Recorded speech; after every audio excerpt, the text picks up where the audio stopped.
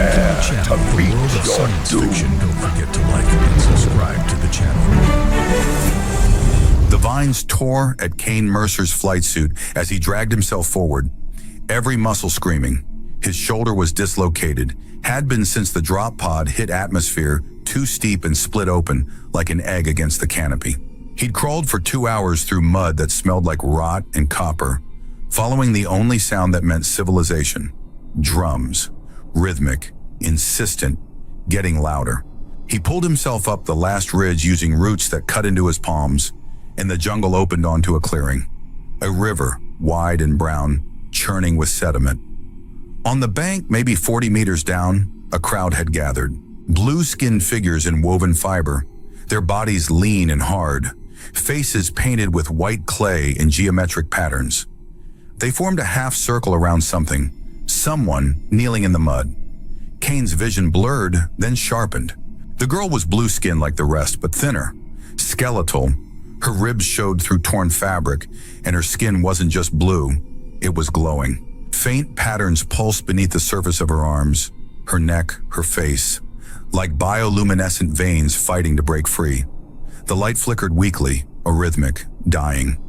She shook so hard her teeth chattered audibly, even from this distance. The drum stopped. An older figure stepped forward, head shaved, face scarred, holding a staff wrapped in dried river weeds. He raised one hand. The crowd chanted in a language Kane didn't know, but the tone was unmistakable.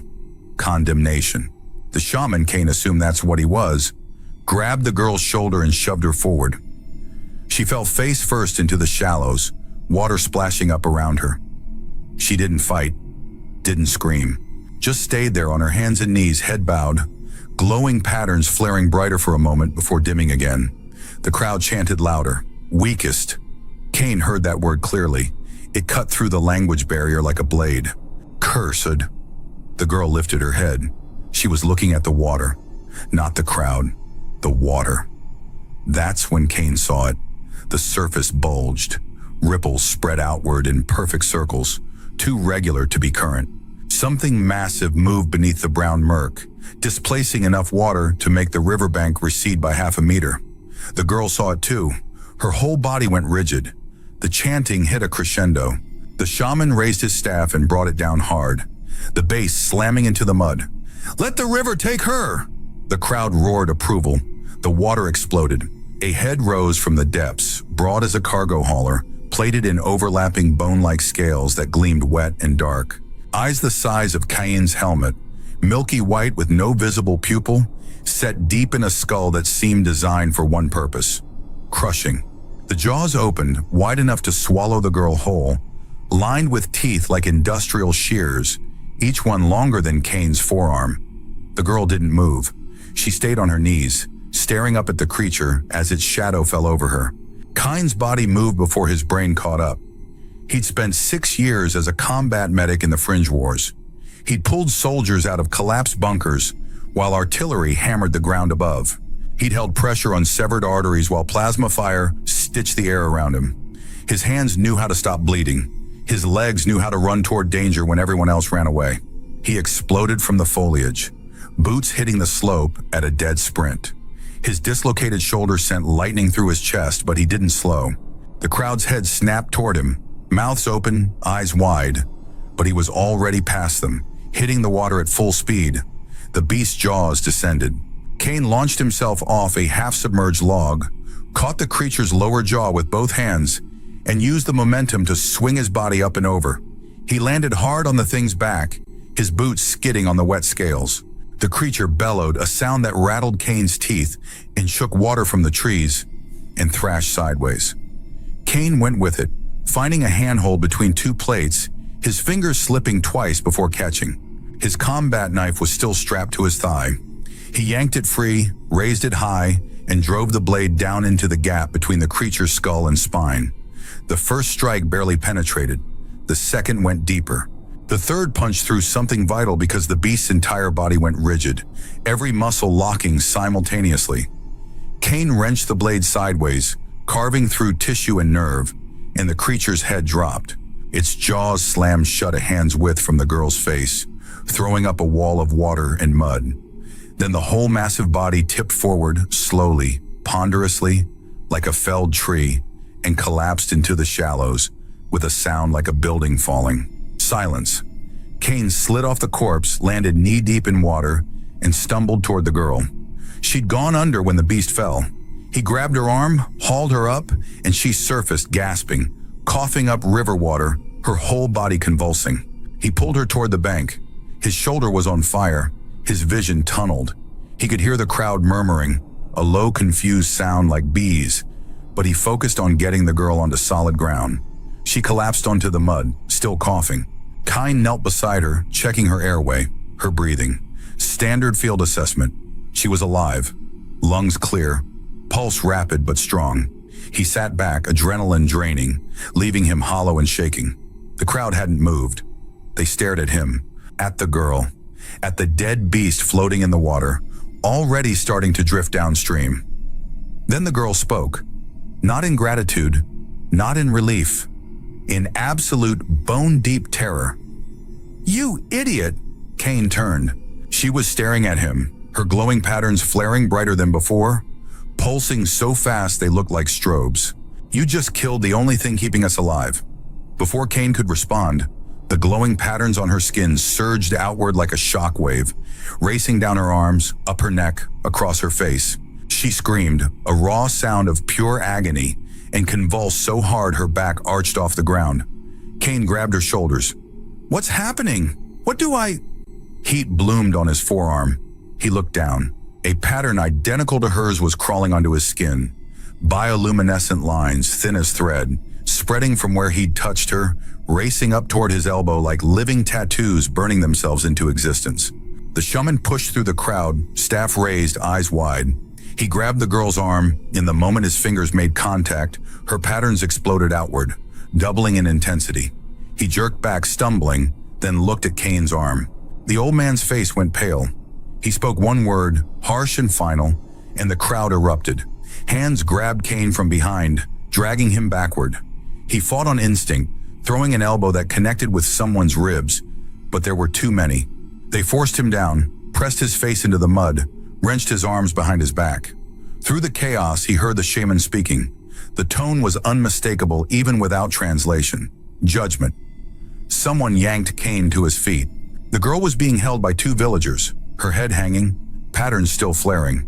The shaman pointed at her, then at Kane, then at the river.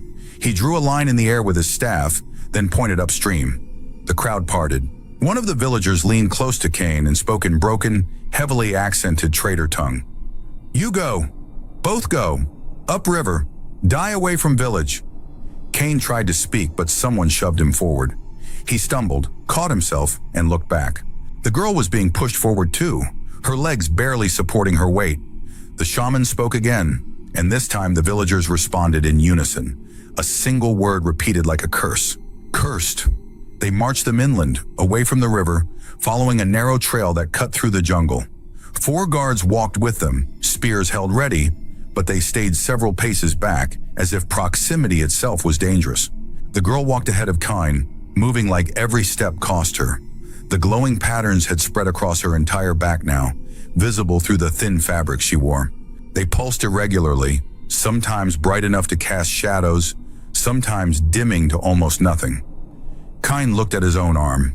The pattern had reached his shoulder. It didn't hurt, not exactly, but it felt wrong, like something foreign burrowing under his skin, rewriting him from the inside. After 20 minutes, the girl stopped walking. She turned to face Kine, and the rage in her eyes was incandescent. "You didn't save me."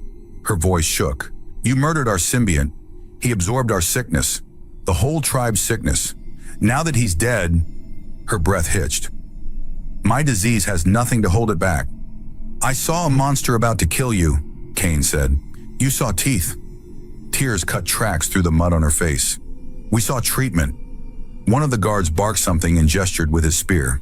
They started walking again. Kane's mind raced, trying to piece it together. The creature had been absorbing their illness, some kind of biological filtration system, and he just killed it. "What happens now?" he asked. The girl didn't look back. "The disease spreads. Through me, through you now, through anyone who touches us. That's why they're exiling us. We're contagious. And if we go upriver, we die. She said it flatly, without emotion. Slowly, painfully, the patterns will spread until they cover us completely. Then our organs start failing. Liver first, then kidneys, then heart. How long? Days, maybe a week if we're unlucky. The pattern on Kane's arm pulsed, and for the first time he felt pain. Sharp and sudden, like a hot wire pressed against bone. He stumbled, caught himself against a tree. The girl stopped, turned, looked at him with something that might have been grim satisfaction. "It's spreading faster on you," she said. "Your immune system's fighting it, making it worse." Another spike of pain, this one deeper. Kane's vision grayed at the edges. He gritted his teeth, forced himself upright. They walked for another hour. The guard stopped at a clearing where the trail split, one path continuing upriver, the other looping back toward the village. The lead guard spoke briefly, gesturing at the upriver path, then turned and walked away without looking back. The other three followed. Kane and the girl stood alone in the clearing. The jungle pressed in on all sides, dense and hostile. Somewhere overhead, something shrieked, a sound like metal tearing. The girl sat down heavily on a fallen log. Her whole body was shaking now, the patterns covering her skin flaring and dimming in rapid succession. "What's your name?" Kane asked. She looked up at him, eyes dull. "Rhea." "I'm Kane." He sat down across from her, keeping a few meters of distance. "There has to be something we can do." "There isn't. You said the creature absorbed the sickness. Are there others like it?" Rhea's laugh was bitter. "The river once had two symbiont beasts, one near the tribe, the one you killed, and a second, far upriver," she pointed vaguely north, "wild and dangerous. Legend says it heals only once and takes whoever comes unprepared." "Then that's where we go." "We won't make it. We're dead if we stay here." Rhea stared at him for a long moment, then looked down at her hands. The patterns had spread to her fingers, crawling across her knuckles like luminous roots. "Why didn't you run away?" she asked quietly. "When you saw what you'd done?" Kane didn't answer immediately. Images flashed through his mind. Faces of soldiers he'd tried to save. Bodies he'd zipped into bags. The moment he'd realized his hands couldn't fix everything. "I don't run," he said finally. It was a lie, and they both knew it. He'd run from the war, deserted his post, stolen a shuttle and burned toward the edge of colonized space until the fuel ran out, and he'd crashed here. But running away from your past wasn't the same as running from someone dying in front of you. Rhea stood up, swaying slightly. "Then we go upriver. Not because I think we'll survive, but because I'd rather die trying than die here." Kane nodded. He pushed himself to his feet, and the moment he stood, a spike of pain so intense it whited out his vision drove through his chest. He collapsed, hitting the ground hard, every muscle locked. Through the haze, he felt hands on him, Rhea rolling him onto his side. "Breathe," she said. "Slow. Don't fight it." The pain receded slowly, leaving him gasping. When his vision cleared, Rhea was kneeling beside him, her own patterns blazing so bright they hurt to look at. "It's spreading faster on you," she said. "Much faster." Kane looked down. The pattern had reached his chest. Glowing lines crawled across his ribs, spreading with each heartbeat. Rhea stood and moved to the edge of the clearing, scanning the undergrowth. She knelt, pushed aside some broad leaves, and started pulling up plants. Small, bitter-smelling things with purple stems. She brought them back, crushed them between her palms, and worked them into a paste. Then she pressed the mixture against Kane's chest, right over the brightest patterns. The agony dropped instantly. Not gone, but muted, bearable. Kane stared at her. "How did you—" "I've been sick my whole life," she said. "You learn what helps and what doesn't." She made more paste, applied it to her own arms. Her patterns dimmed slightly and some of the tension left her shoulders. "We need to move before dark," she said. "The jungle gets worse at night." They walked until the light began to fail, then found a small stream and made camp on the bank. Rhea showed him which plants were safe to eat, pale tubers that tasted like chalk, and which to avoid. Kane tried to start a fire with his emergency flint, but his hands were shaking too badly. Rhea took it from him without comment and had flames going in under a minute. They sat across from each other, the fire between them, and ate in silence. The patterns on both their bodies provided enough light to see by. Cayen's had spread to his abdomen and lower back. Rhea's covered her completely now, head to toe, turning her into a living constellation. "Tell me about the second symbiont," Cayen said. Rhea poked at the fire with a stick.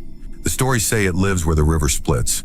2 branches, one clear, one dark. The creature guards the boundary. It only appears for those marked by the disease, and it only heals once per lifetime." What does unprepared mean? No one knows. Everyone who's tried to reach it has died before getting there. Because of the disease? Because of the jungle, the rival tribes, the predators. She looked up at him. Because it's 3 days upriver and we're already dying. Cayen felt the pattern on his chest pulse, a reminder of the clock ticking inside him. "And we move fast. You can barely stand.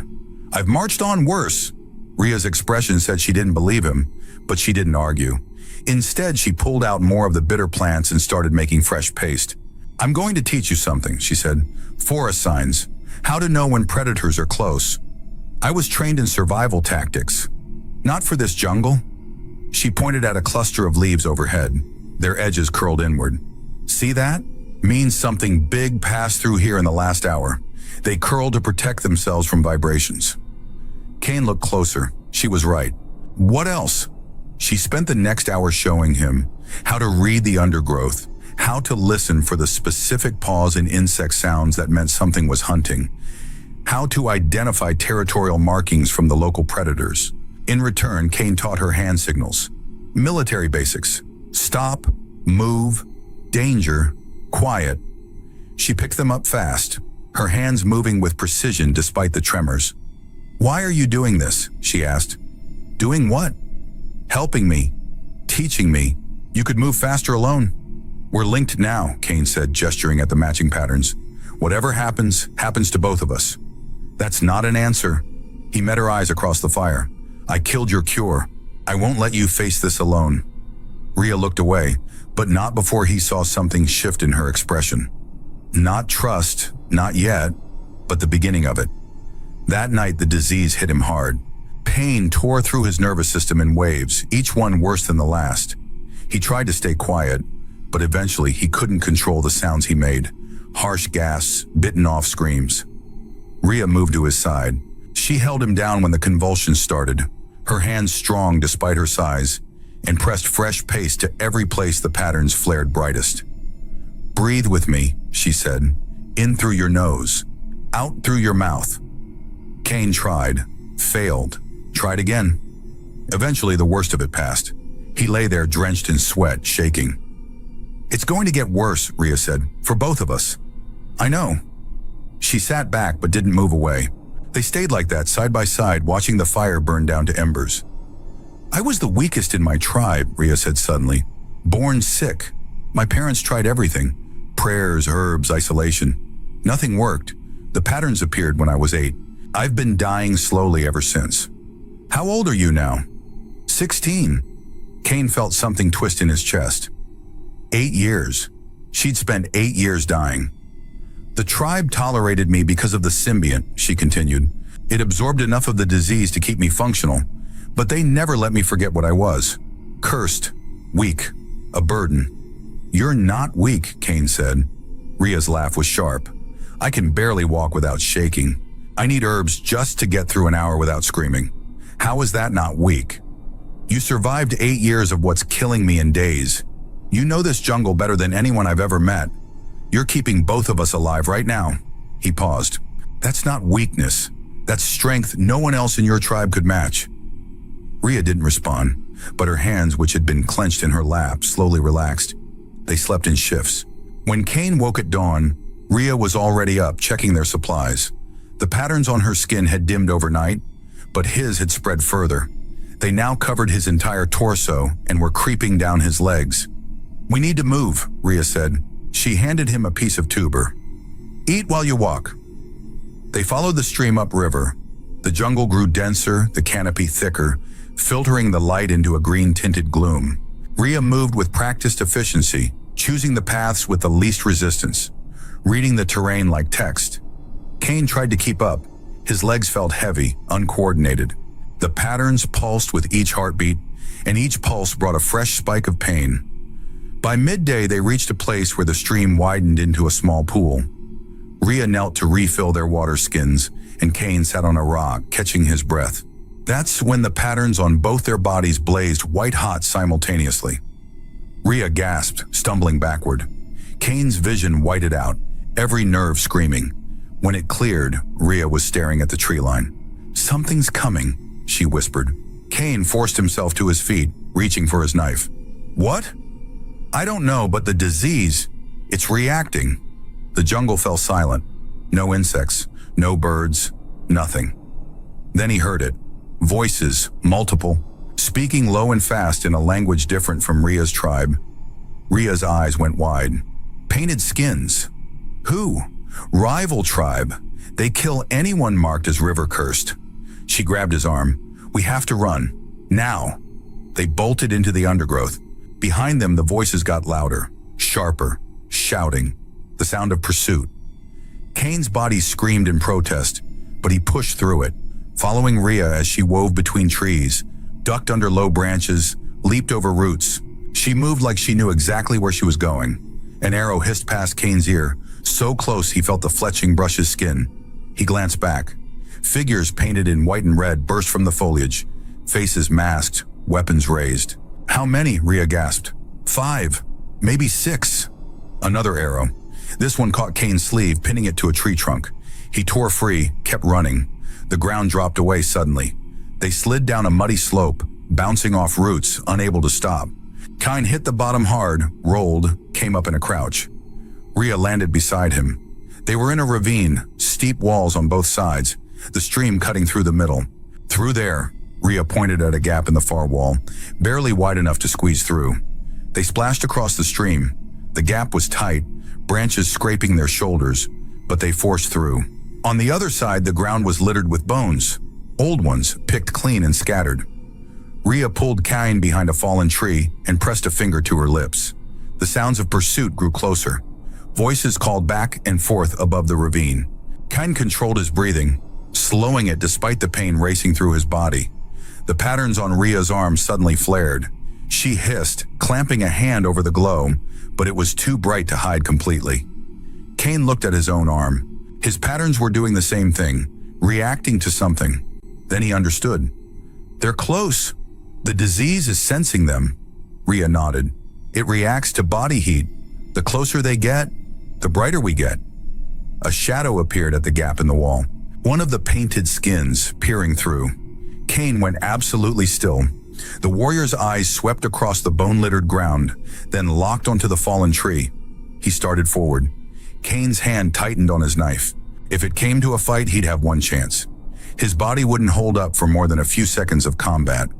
The warrior took another step, then stopped. His head tilted, listening. He called out something to the others. A response came from above, urgent. The warrior turned and disappeared back through the gap. Kane waited, not moving, barely breathing. The voices faded, footsteps retreated. Finally, silence. Rhea sagged against the tree. "They're searching for easier prey. Or they know where we're going and plan to wait." Rhea looked at him. "Then we move faster than they expect." They climbed out of the ravine on the far side, using roots as handholds. Kane's arms shook with the effort, but he made it. Rhea pulled him up the last meter, and they collapsed at the top, gasping. The jungle opened slightly here, enough to see the river in the distance. It was wider now, the current faster. "How much further?" Kane asked. "Half a day if we don't stop." "But..." She looked at him, at the patterns covering his legs now, crawling toward his feet. "You need to rest." "We don't have time. You'll collapse." "Then I'll collapse moving forward." Rhea stared at him for a moment, then nodded. She pulled out the last of the bitter plants and made paste. They applied it quickly, and the pain dimmed enough to function. They walked as the sun descended, the light turning golden, then orange, then red. The patterns on their bodies provided the only illumination as the jungle darkened around them. Kane stumbled more frequently now.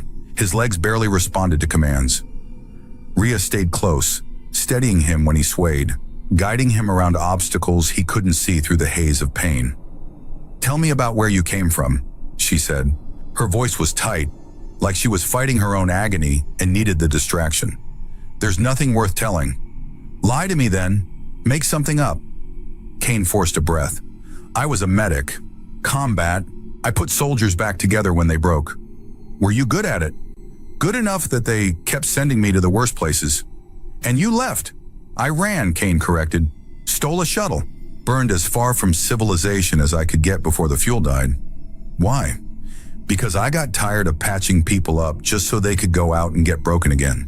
Because I realized I was just helping the machine grind people into nothing. He paused. Because I watched a 19-year-old bleed out in my hands while she begged me to save her, and I couldn't. Rhea was quiet for a moment. What was her name? Senna. Did she have family? A sister? Younger? Did you tell them what happened? I wrote a letter. Never sent it. Rhea's hand found his arm, squeezed once. You're not running now. Kane didn't respond. He didn't trust his voice. The river sounds grew louder. They crested a rise, and suddenly the water was below them, wide and churning. But it wasn't one river anymore. It split. Two branches, exactly as Rhea had described. One ran clear, reflecting the last of the twilight. The other was dark, the water black and viscous, moving with unnatural slowness. Between them, a narrow strip of land, bone-littered and silent. The patterns on Rhea's body turned white-hot. Kane's chest burned like fire. The air itself seemed to vibrate, pressure building in his ears. We're here, Rhea whispered. They descended carefully, using switchbacks to manage the steep slope. Kane's legs gave out twice, and both times Rhea caught him, held him upright until he could find his balance again. At the bottom, they stood on the strip of land between the two branches. The bones here weren't old. Some still had tissue clinging to them. Rib cages picked clean, skulls shattered. The jungle held its breath. The river swelled. No wind, no rain, just the water rising slowly, impossibly on both sides. A shadow moved beneath the dark branch. Massive, displacing enough water to make the surface bulge upward. Rhea grabbed Kane's hand. Her fingers were freezing despite the heat radiating from her skin. The surface broke. A head rose from the depths, broader than the first symbiont, plated in scales that shimmered with bioluminescence. Blues and greens and purples, pulsing in patterns that matched the disease on their skin. Eyes like clouded moons reflecting no light, seeing everything. The jaws opened, not attacking. Waiting. The creature's throat glowed from within, a soft, pulsing light that beckoned. Rhea's hand tightened on Kane's. The stories say it can absorb the overload, but only for one host. Kane stared at the creature. How do you know? Because everyone who tried to use it brought only themselves. She turned to face him. You should live. You don't deserve to die for my curse. No. Kine, I killed your cure. I won't let you face this alone. He stepped toward the water. His legs barely held him, but he kept moving. Stop. Rhea grabbed his arm. You don't understand. If we both go in and it can only cure one, then we find out together. The creature lowered its head, bringing its jaws level with the shore. The opening was wide enough for both of them, the throat glowing with that hypnotic pulse. Kyan waded into the dark water. It was warm, thick. It clung to his skin like oil. Behind him, Rhea screamed his name. Then she was beside him, grabbing his arm, refusing to let him go alone. If you die, I die, she said. Then we die together. They stepped forward. The jaws closed around them gently, not crushing, just encompassing. The world went dark except for the pulsing bioluminescence. They floated. No ground beneath them. No air to breathe, but they didn't need it. The creature's throat provided oxygen somehow, drawing it through their skin. The patterns on their bodies tore free. It felt like being flayed alive.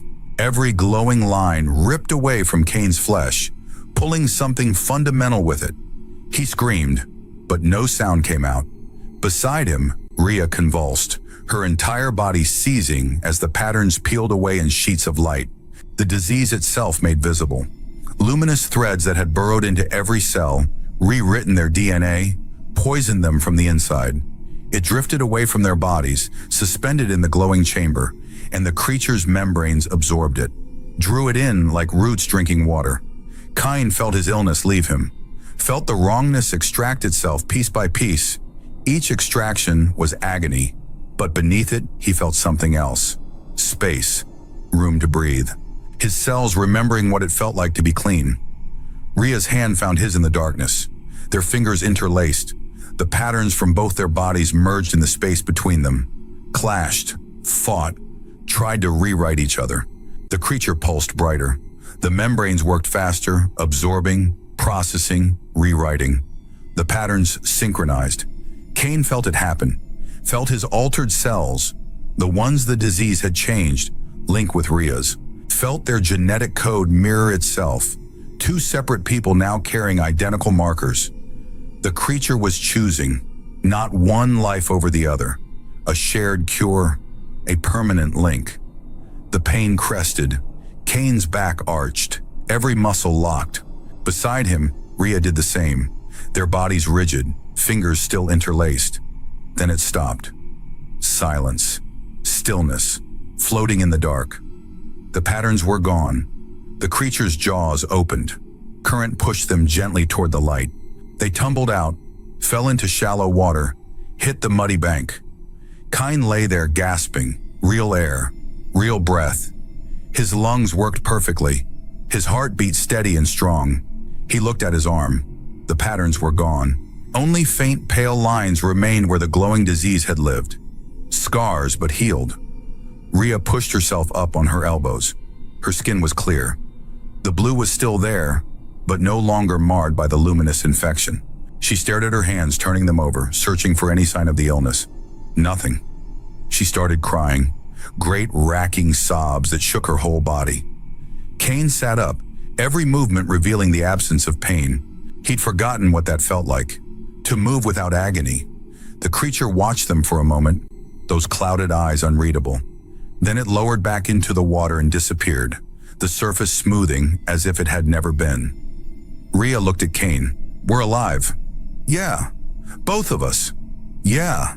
She laughed, the sound halfway between joy and hysteria. "We're alive." Kane checked himself over methodically. No pain, no tremors. The patterns were truly gone, replaced by those faint pale scars. He looked at Ria's arm.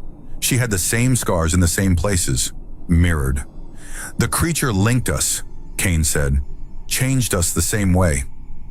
Ria nodded slowly. "Shared cure. I've never heard of it doing that before. Maybe no one ever tried together." They sat there as the sun set completely, darkness falling over the jungle. But they could still see each other clearly because the faint scars on their skin glowed. Not bright like the disease, just a soft luminescence. Enough to see by. "What do we do now?" Ria asked. "We go back. They exiled us. They threw you to the river to die. I think we owe them a conversation." Ria's expression hardened. Something fierce and determined replaced the fear that had lived there for so long. "Yes, we do." They walked through the night, following the river downstream. The jungle that had seemed so hostile before now felt different. Not safe, but navigable. They moved with confidence. Ria leading, Kane watching their flanks. The hand signals he'd taught her came naturally now. She used them without thinking. Stop, danger, clear. And he responded instantly. They moved like they'd been doing this for years instead of days. By dawn, they reached familiar territory. The clearing where the guards had abandoned them. The trail leading back to the village. Ria stopped at the edge of the clearing. "They might kill us on sight. They might try. Kine, we're not the same people they exiled." He held up his arm, the faint scars glowing softly. "We're proof the river can heal. That changes everything." Ria stared at the trail for a long moment, then nodded. "Then let's give them something to talk about." They walked down the trail side by side. The village appeared through the trees, woven structures built on stilts above the floodline, smoke rising from cooking fires. Morning routine. People moving between dwellings, carrying water, preparing food. The first person to see them was a child, a girl maybe 8 years old, carrying a basket of river weeds. She looked up, saw them, and dropped the basket. Her scream cut through the morning air. Figures poured from the dwellings. Warriors grabbed weapons. Elders emerged, faces painted, expressions shocked. The whole village gathered at the edge of the settlement, a wall of bodies blocking the path. The shaman pushed to the front. He stared at Ria, then at Kane, his eyes moving from their faces to their arms, to the faint glowing scars visible even in daylight. He spoke one word, a question. Rhea answered in their language, her voice clear and strong. Kine didn't understand the words, but he heard the tone. Not pleading, stating fact. The shaman stepped forward, slowly, like approaching something dangerous. He reached out and touched Rhea's arm. Nothing happened. No flare of patterns. No surge of disease, just skin and faint scars. The shaman pulled his hand back, stared at his palm, then touched her again. Pressed harder.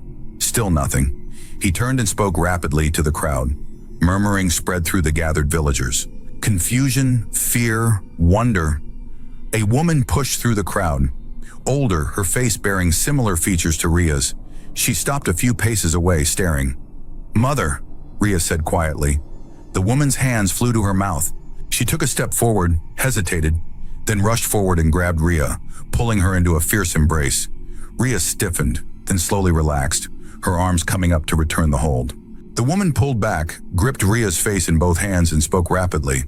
Questions, demands, relief. Rhea answered, pointing at Kane, then upstream, then at her scars. She spoke for several minutes, and the crowd listened in absolute silence. When she finished, the shaman approached Kane. The old man's eyes were sharp, assessing. He spoke in broken trader tongue. "You kill the healer. You take cursed girl to die." He paused. "Both return." "How?" "The second symbiont," Kane said. "Upriver, where the river splits. Legend. Story for children. It's real. It healed us both." The shaman studied him for a long moment, then looked at Rhea. "The girl speak true?" "Every word." The old man's expression shifted. Not quite belief, but the beginning of reconsideration. He turned and spoke to the crowd again, and this time the murmuring grew louder. A young warrior stepped forward. Painted marks covered his arms, early stages of the disease. He spoke to the shaman, gesturing at his own patterns. The shaman nodded. The warrior approached Rhea and knelt, head bowed, offering his marked arm. Rhea looked at Kane. He saw the question in her eyes. "Your choice," he said. She knelt beside the warrior, took his arm and examined the patterns. They were fresh, barely spreading past his wrist. She spoke to him in their language, her tone measured and calm. The warrior listened, then nodded. He stood, bowed to her, and stepped back into the crowd. 3 more villagers stepped forward, 2 adults and a child, all marked with early patterns. They knelt before Rhea. Kane watched as something fundamental shifted in her posture. The girl who'd been thrown to the river, who'd called herself weak and cursed, straightened her spine and met their eyes without flinching. She spoke to each of them, examined their marks, explained what she and Kane had learned about the second symbiont, the journey, the danger. She didn't promise salvation, she promised truth. When she finished, the villagers stood.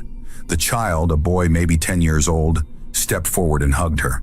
Quick and fierce, then gone, running back to his mother. The shaman watched all of this. Then he raised his staff and slammed it down, calling for attention. He spoke.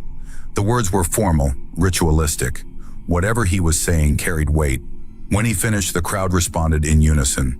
Not a chant this time, an acknowledgement. Rhea's mother stepped forward and spoke. Her words were soft but clear, and Kane saw several villagers nod in agreement. The shaman turned to Kane. "You are permitted to remain, as guest, as..." He searched for the word. "As one who shares the marked one's fate." "Her name is Rhea," Kane said.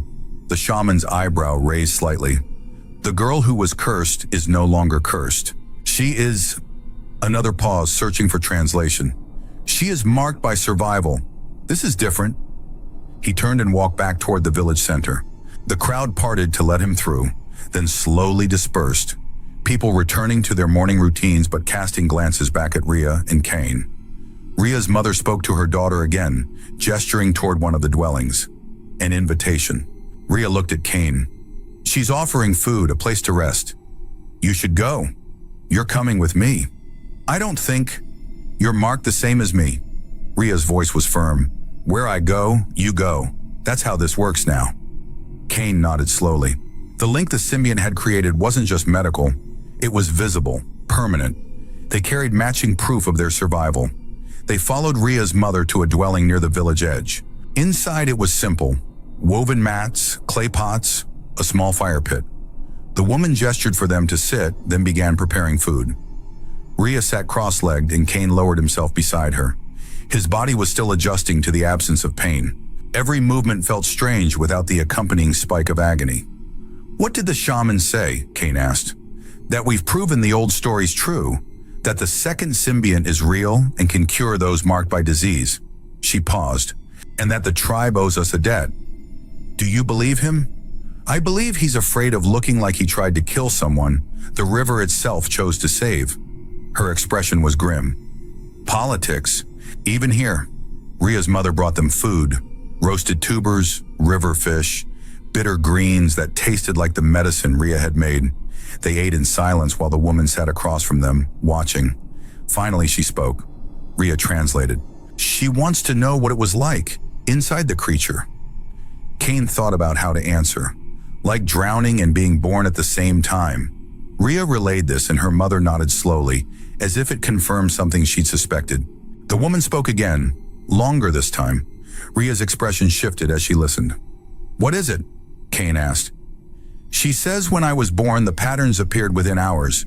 The shaman wanted to kill me immediately, said I was cursed, that keeping me would doom the tribe." Rhea's voice was steady but quiet. "My mother refused, fought the whole village to keep me alive.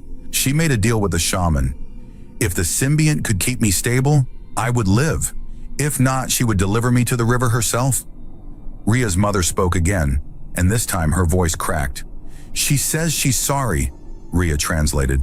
"For every day she made me feel like a burden. For every time she treated survival as obligation instead of love." The woman reached out, took Rhea's hand, and pressed it to her forehead. She spoke through tears. Rhea's own eyes glistened. "She says she should have walked into the river with me instead of letting them throw me in alone." Kane looked away, giving them privacy for the moment. Through the open doorway, he could see the village. Children playing, adults working, normal life continuing despite everything. But several people kept glancing toward this dwelling, toward Rhea, the girl they'd called weakest, cursed, now marked by survival. Rhea's mother finally released her hand and stood. She spoke one more sentence, then left the dwelling, pulling the door covering closed behind her. "What did she say?" Kane asked. "That she needs to speak with the other families, the ones with marked children." Rhea wiped her eyes. "To tell them there's hope." They sat in silence for a moment. Outside voices rose and fell. The village carried on. "We should rest," Rhea said. "Actually rest. No watching for predators. No running." "When was the last time you slept without pain?" Kane asked. "I don't remember." "Then sleep. I'll keep watch." "Kane." "I spent 6 years in combat zones. I can function on no sleep. You need this." Rhea looked like she wanted to argue, but exhaustion won. She lay down on one of the mats, and within minutes, her breathing deepened. Kane sat by the doorway, watching the village. His mind worked through everything that had happened. The crash, the execution, the exile, the cure. 3 days. His entire life had restructured in 3 days. He looked at his arm. The faint scars glowed softly in the shadows of the dwelling. Permanent reminder. Permanent link. He deserted the war to escape being responsible for other people's lives. Now he was bound to one. Hours passed. The sun climbed. Villagers moved through their routines. Some approached the dwelling, left small offerings outside. Food, water, woven tokens. Then departed without speaking. Rhea slept through it all. When she finally woke, it was late afternoon. She sat up slowly, blinking in confusion, then saw Kane still sitting by the door. "You were supposed to rest too." "I did, in my way." She moved to sit beside him, looking out at the village. "They left gifts." "I noticed. They're afraid of us." Respect and fear look similar from the outside. Rhea was quiet for a moment. "I don't want their fear." "Then show them something else." "Like what?" "Like how to survive what they think will kill them." Rhea turned to look at him. "You think we should lead others upriver?" "I think you should. I'll help however I can, but this is your people. Your tribe. Your choice." "Our choice," Rhea corrected. "We're linked, remember? Where I go, you go." That's exactly how it works." She stood, squared her shoulders. "Come on, we have people to talk to." They emerged from the dwelling. The village center was busy, evening meal preparations underway, people gathering around cooking fires. When Rhea appeared, conversations faltered. She walked to the central fire where the shaman sat with the village elders. Kane followed a step behind. Rhea spoke. Her voice carried across the clearing, strong and clear. Kane couldn't understand the words, but he heard the tone. A statement, not a request. The shaman listened, his expression unreadable. When Rhea finished, he was silent for a long moment. Then he stood, spoke one sentence. Rhea turned to Kane. He wants us to prove we're truly cured. Touch the marked ones and show that the disease doesn't spread. Now? Now! The young warrior from earlier stepped forward, the one with patterns crawling up his arm. He knelt and offered his marked skin. Rhea knelt beside him, placed both hands on his arm and held them there.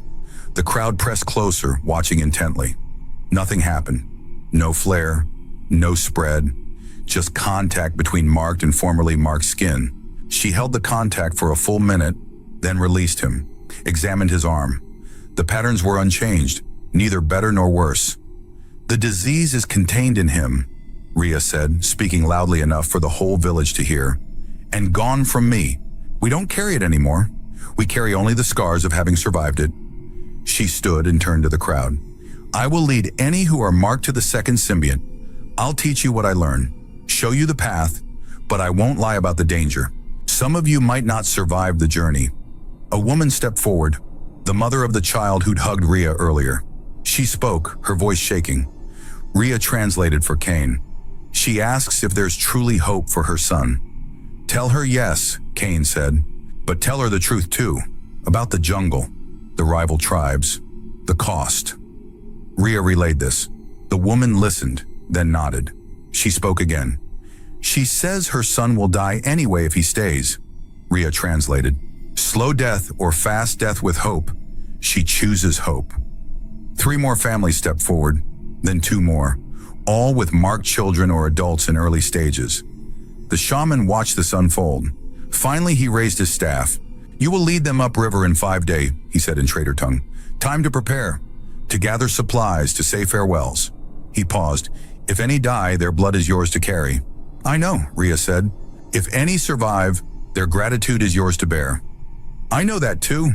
The shaman nodded slowly. Then prepare. The river will test you again. He turned and walked away. The crowd dispersed slowly, families gathering around their marked members, speaking in low, urgent voices. Rhea stood in the center of it all, and Kane saw her hands shaking. The confidence she'd projected was real, but so was the fear beneath it. You don't have to do this, he said quietly. Yes, I do. Why? Because I was the cursed weakling they threw away, and I came back alive. If I don't use that to help others, she shook her head. Then what was the point? Kane understood. He'd spent years running from the weight of other people's lives. Rhea was choosing to carry it. Then we prepare, he said. Properly this time. We know the dangers. We know the path. We plan for everything. We can't plan for everything. No, but we can plan for most things. They prepare for 5 days. Rhea teaches jungle survival. Kane runs combat drills. 8 marked ones join. The young warrior, 3 adults, 4 children. On the 3rd day, a scout bursts into the village center, breathing hard. He speaks rapidly to the shaman. The old man's face darkens. He turns to Rhea. Painted skins, hunting marked ones near the border. Moving closer, murmurs ripple through the gathered families. The shaman slams his staff down. The group must be limited. Only the strongest. Only warriors who can fight. No, Rhea says, the children will slow you. Get everyone killed. The children deserve the same chance I had. A mother pushes forward, gripping her daughter's shoulders. The girl, maybe 7, patterns covering both arms, looks up at Rhea with enormous eyes.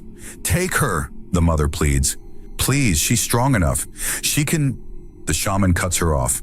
The weak ones stay. Final word. The girl pulls away from her mother, walks straight to Rhea. Her voice is small but clear. If I stay, I die slowly. If I go, I die trying. I choose trying. Silence. Kane watches Rhea's face, sees the choice crystallize. They all come, Rhea says. Every single one who wants to live. The shaman's eyes narrow. Their blood will be mine to carry. You already said that. She kneels, meets the girl's eyes. What's your name? Sira. Sira, can you walk all day without complaining? The girl nods. Can you stay quiet when I tell you to hide? Another nod. Then you're coming. Sira throws her arms around Ria's neck. Her mother collapses, sobbing with relief. On the 5th day, they depart at dawn. The marked ones walk between Ria and Kane. Parents watch from the village edge, silent. The journey takes 4 days. The children need breaks. The adults move slower. On the 2nd day, fresh tracks. Painted skins territory. Kane scouts ahead, finds a hunting party. 5 warriors moving parallel. They redirect, lose 3 hours. Avoid contact. That night, Sira's disease flares. She convulsions, screaming, patterns blazing. Her mother holds her.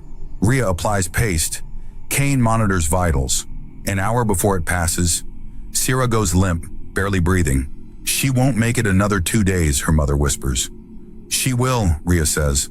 They break camp at first light, move faster. The young warrior carries Sira. By afternoon, Kane has her on his back, her small body frighteningly light. At sunset on the 4th day, the river splits. Bone-littered shore, 2 branches clear and dark. Pressure builds. The marked ones stare. It's real, the young warrior breathes. The dark water swells. The massive bioluminescent head rises, scales pulsing with hypnotic light. Jaws open, glowing throat beckoning. Ria steps forward. Walk into its mouth. Trust it knows what to do. The young warrior goes first. The jaws close gently around him. He vanishes into the depths. One by one they follow. 3 adults, 3 children. Finally, Sira. Kane carries her to the water's edge. Her mother walks beside them. Will she survive? The woman asks. It saved us when we were nearly gone, Ria says. It can save her. The creature lowers its head. Kane wades in, Sira on his back. She stirs, opens her eyes. I'm scared. You're not alone, Kane says. We're all waiting on the other side. She slips from his back, lets the current pull her in. The jaws close. They wait on shore. Hours pass. Darkness falls. Near midnight, the river swells. The creature rises. Jaws open. The young warrior tumbles out. Clear skin, pale scars. Then the adults, all cured. Then 3 children, pulled onto shore by weeping parents. 7 survivors. Sira's still missing. The creature waits. Jaws open. A small form drifts to the surface. Pale, still. Kane dives, grabs her, pulls her out, lays her on sand. No breathing. He checks for pulse. Finds one, weak. Tilts her head, clears airway, starts rescue breathing. Ria drops beside him. Compressions. They work in sync. 30 seconds. A minute. Sira convulses, coughs, vomits water. Eyes open, clear skin, cured. Her mother collapses on her, sobbing. 8 for 8, Ria says quietly. They walk back downstream. 5 days. The formerly marked move without pain, marveling at simple movement. Sira stays close to Kane, asking questions about everything. He answers patiently. Evening of the 5th day, they crest the final ridge. The village spreads below. Drums begin. Celebratory rhythm. The village pours out. Parents find their children, alive, cured. The shaman touches each returned traveler, confirming. Celebration lasts through the night. Food, drums, dancing. The cured children run through the square, laughing. Sira drags Kane into the dancing. He protests. She's persistent. Ria appears beside him. They spin through firelight, surrounded by people they helped save. Later, the shaman approaches. You have proven the old ways, brought hope to the marked. We did what needed doing, Ria says. What do you want? Teachers for the marked children, supplies for future expeditions, and strike the word cursed from how we speak about them. The shaman nods. It will be so. He pauses. You were the weakest we threw to the river. Now you are among the strongest. No, Ria says. I'm the same person. You just finally see me. The shaman's expression shifts. Shame. And he walks away. They return to their dwelling. Collapse onto mats. Kyan? Ria's voice is soft in darkness. Yeah? We're bound now. Permanently. These scars won't fade. Is that a problem? No. She turns to face him. But it's permanent. Where I go, you go. When I lead the next group, you come. We're linked. I know. And you're okay with that? He looks at his scars, then hers. Mirrored marks, shared proof. Yeah, I'm okay with that. She smiles. Good, because you're stuck with me now. They sleep deeply, dreamlessly. Morning comes. Ria's already outside, speaking with parents. More marked children. More families seeking hope. Kane emerges. Sierra runs up, grabs his hand. Are you leading the next group? Ria leads, I help. Can I help too? I want to show them it's not scary. It is scary, but it's worth it. That's what Ria said. Kane looks down at this small, fierce girl who nearly died and came back ready to face the world. Yeah, it is. Families approach. Ria steps forward. Kane moves beside her. Two people marked by survival. Two people choosing to carry hope.